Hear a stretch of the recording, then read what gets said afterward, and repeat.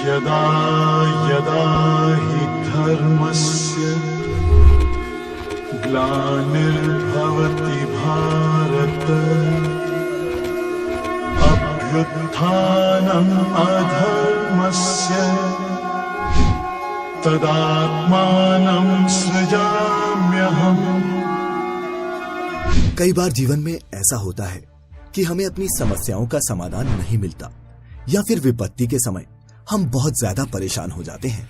कई लोग तो गुस्से में अपना आपा खो बैठते हैं या फिर अपनी समस्याओं से विचलित होकर भाग खड़े होते हैं। ऐसे में गीता में लिखे गए ये उपदेश हमारी सारी समस्याओं का चुटकियों में हल कर देते हैं और हमें जीवन जीने की कला सिखाते हैं। हिंदू धर्म के इस महान ग्रंथ गीता के उपदेश इंसान अपने जीवन में सम्मिलित कर ले तो मूर्ख व्यक्ति के जीवन का भी बेड़ा पार हो सकता है। तो आइए जानते हैं भागवत गीता सार का अनमोल ज्ञान जो इंसान के मन को शांत कर उसे एक खुशनुमा जीवन व्यतीत करने में मदद करता है।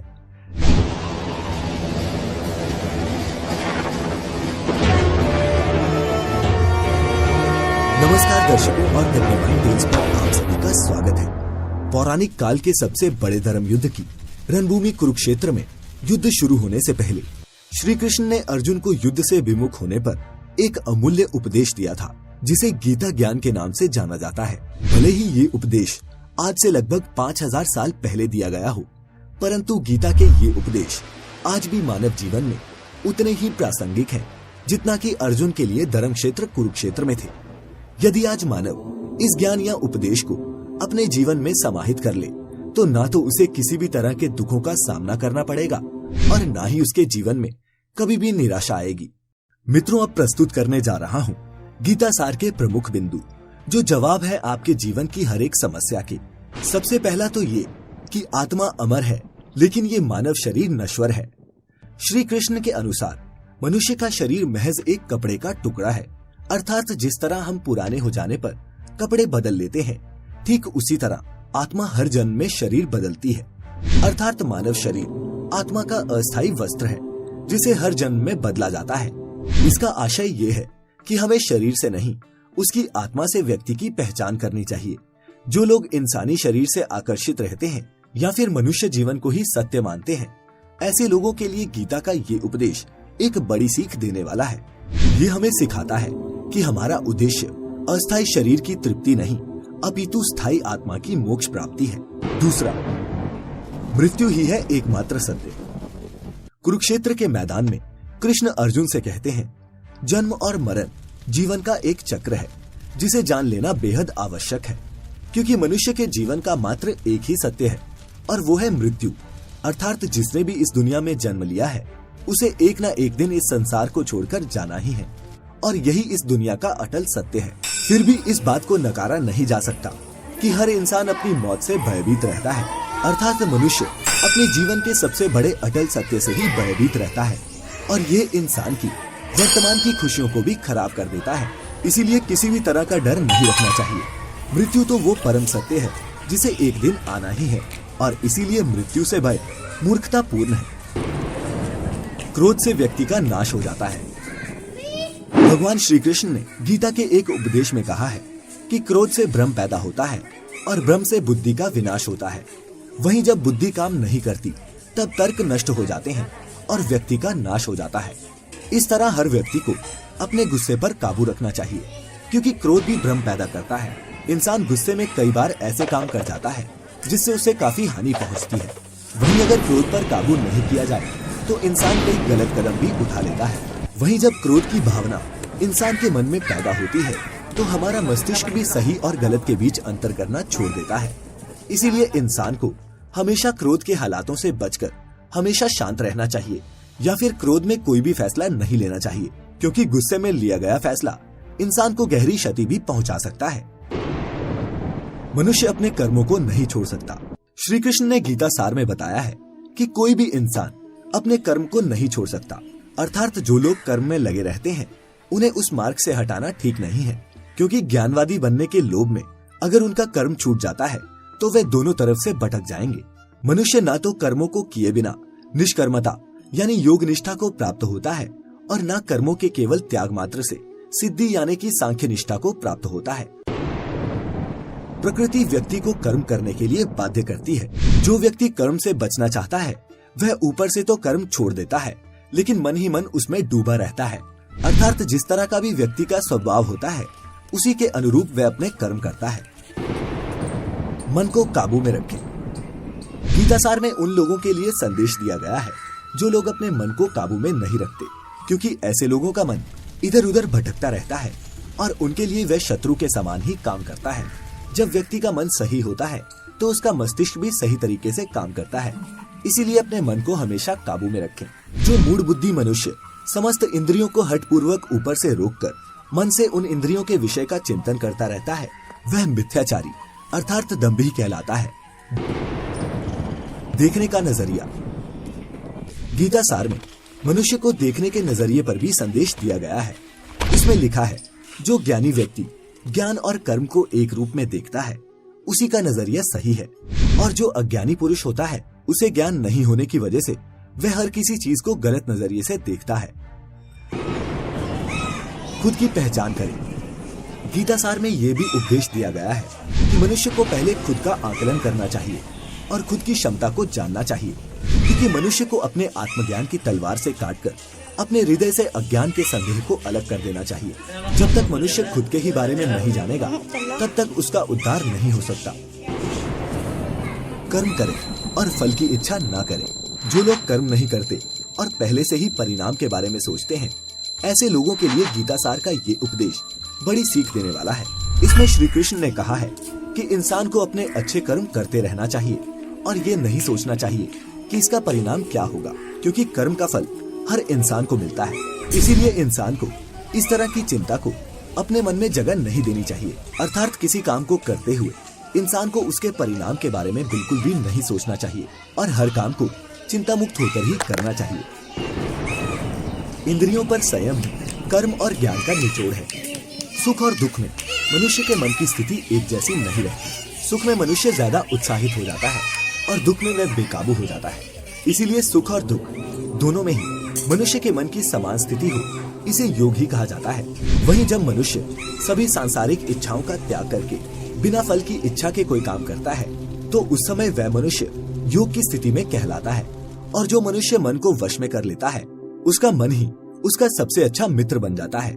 लेकिन जो मनुष्य अपने मन को वश में नहीं कर पाता उसके लिए वह मन ही उसका सबसे बड़ा दुश्मन बन जाता है। और जिस मनुष्य को ज्ञान की प्राप्ति हो जाती है उसके लिए सुख दुख, सर्दी गर्मी और मान अपमान सब एक समान हो जाते हैं। ऐसा मनुष्य स्थिर चित्त और इंद्रियों को वश में करके ज्ञान द्वारा परमात्मा को प्राप्त करके हमेशा संतुष्ट रहता है। दूसरों से पहले खुद पर विश्वास करें। श्रीमद् भागवत गीता में श्री कृष्ण ने उपदेश दिया है कि हर मनुष्य को खुद पर पूरा भरोसा रखना चाहिए, क्योंकि जो लोग खुद पर भरोसा रखते हैं वह निश्चय ही सफलता हासिल करते हैं। वहीं इंसान जैसा विश्वास करता है वह वैसा ही बन जाता है। अपने लक्ष्य को पाने के लिए लगातार प्रयास करें। गीतासार के इस उपदेश का अगर कोई भी व्यक्ति अपने जीवन में पालन करे तो निश्चय ही वह एक सफल व्यक्ति बन सकता है। जो लोग पूरे विश्वास के साथ अपने लक्ष्य को पाने का प्रयास करते हैं वह निश्चय ही अपने लक्ष्य को पा लेते हैं। लेकिन मनुष्य को अपने लक्ष्य को हासिल करने के लिए लगातार चिंतन करते रहना चाहिए। पहले खुद का काम करें। श्रीमद् भागवत गीता में श्री कृष्ण ने ये उपदेश दिया है कि वह अपने काम को पहले प्राथमिकता दे और पहले अपना काम पूरा करने की कोशिश करें, तभी दूसरे का काम करें। क्योंकि जो लोग पहले अपना काम नहीं करते और दूसरों का काम करते हैं, ऐसे लोग अक्सर परेशान रहते हैं। अपने काम में खुशी खोजें। जो लोग अपने काम को मन लगाकर करते हैं और अपने काम में खुशी ढूंढ लेते हैं वह लोग निश्चय ही सफलता प्राप्त करते हैं। वहीं दूसरी तरफ कई लोग ऐसे भी होते हैं जो किसी काम को बोझिल समझकर उस काम को सिर्फ निपटाने की कोशिश करते हैं। ऐसे लोग किसी काम को ढंग से नहीं कर पाते और अपने जीवन में पीछे रह जाते हैं। ईश्वर एक है। श्रीमद् भागवत गीता में भगवान श्री कृष्ण ने कहा है कि सब एक ही भगवान की विभूतियां हैं। जो भी लोग भगवान के अलग अलग रूपों की पूजा करते हैं और उनकी अलग अलग शक्तियों में भरोसा रखते हैं, ऐसे लोगों के लिए ये जान लेना बेहद जरूरी है कि सभी एक ही भगवान की विभूतियां हैं। मनुष्य के अच्छे गुण और अवगुण भगवान की शक्ति के ही रूप हैं। जो लोग सच्चे मन से भगवान की आराधना करते हैं और अपना पूरा ध्यान भगवान की भक्ति में लगाते हैं वे लोग पूर्ण सिद्ध योगी माने जाते हैं। वहीं जो मनुष्य परमात्मा के सर्वव्यापी, अकल्पनीय, निराकार, अविनाशी और अचल स्थित स्वरूप की उपासना करते हैं और अपनी सभी इंद्रियों को वश में करके सभी परिस्थितियों में समान भाव से रहते हुए सभी प्राणियों के हित में लगे रहते हैं, उन पर ईश्वर की कृपा जरूर बरसती है।